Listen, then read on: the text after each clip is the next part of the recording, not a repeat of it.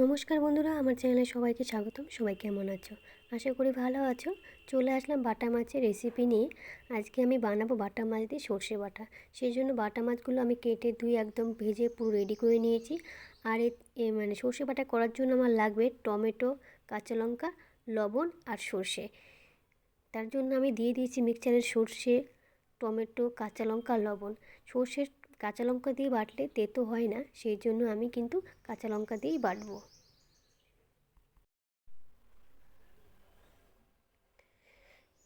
দু তিনটা মানে দু তিনবার ঘোরালে কিন্তু সর্ষে বাটাটা আমার হয়ে যাবে।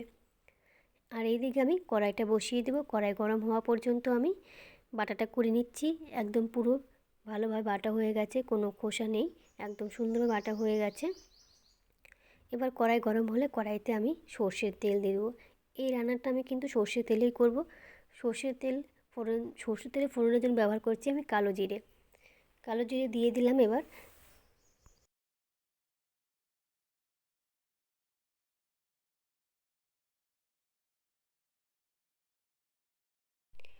এবারে আমি বেটে রাখা সর্ষে বাটাটা দিয়ে দেব। সর্ষে বাটা দিয়ে আমি একটু খুন্তি দিয়ে ভালোভাবে নেড়ে চেড়ে নেব।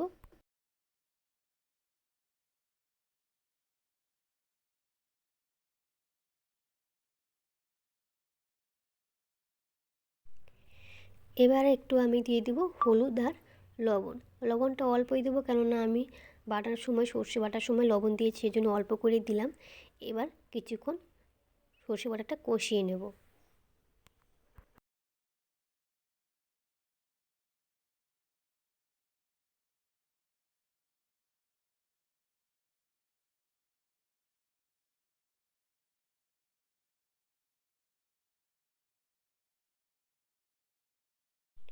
ভালোভাবে সর্ষে বাটাটা কষানো হয়ে গেছে। এবার আমি ভেজে তুলে রাখা বাটা মাছটা দিয়ে দেবো।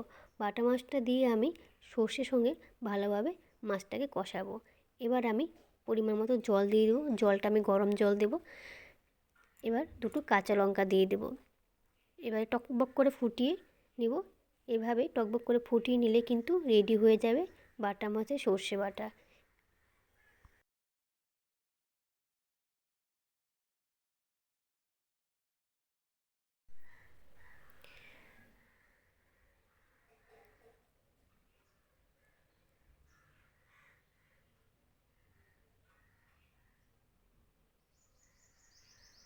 নামানোর আগে কিন্তু আমি একটু সর্ষের তেল ওপর দিয়ে ছড়িয়ে দিব, তাতে একটা ভালো সেন্ট বেরাবে, খেতে কিন্তু খুবই ভালো লাগবে।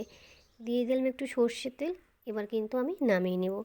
তাহলেই রেডি একদম পুরো আমার বাটা মাছের সর্ষে বাটা। তোমরা এইভাবে করে খেও, দেখবে খেতে খুবই ভালো হয়। মানে এক থালা ভাত এই সর্ষে বাটা দিয়ে খাওয়া হয়ে যাবে। দেখো কত সুন্দর লাগছে দেখতে, খেতেও দুর্দান্ত হয়েছিল। ভিডিওটি বন্ধুরা ভালো লাগলে একটা লাইক এবং কমেন্ট দিবে, আর চ্যানেলটিকে সাবস্ক্রাইব করে পাশে থাকবে। ভিডিও দেখার জন্য অনেক অনেক ধন্যবাদ। আসছি কোনো নতুন ভিডিও নিয়ে। সবাই ভালো থাকবে, সুস্থ থাকবে।